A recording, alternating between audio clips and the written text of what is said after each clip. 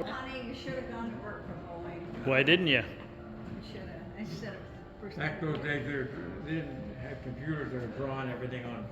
My dad worked for Boeing when I was, that's why we moved here, right? So, which is somewhere here in Seattle. But he, like, conditions at National.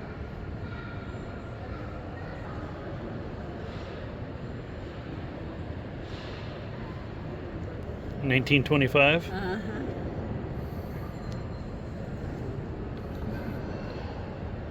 First airmail pilots.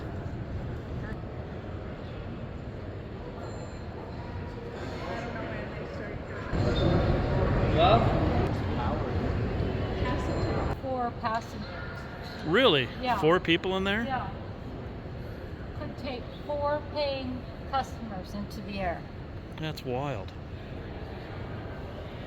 Boy, that'd be cramped. Absolutely, it would. I mean, wouldn't that, like, throw off the balance of the plane, though, honey? Well, you got to weight and balance, so you just have to configure for that weight and where you're going to put those people. I mean, if the engine's here, the mail's there, passengers there, and the pilot's way back there. There might be cargo on the other side, though. All of the weight is up here. Well, they probably have it distributed because it's all about the wing, where the wing spar is. Yeah. And the cruise speed was 125. Yeah. 1927. You don't want to get chapped face, honey.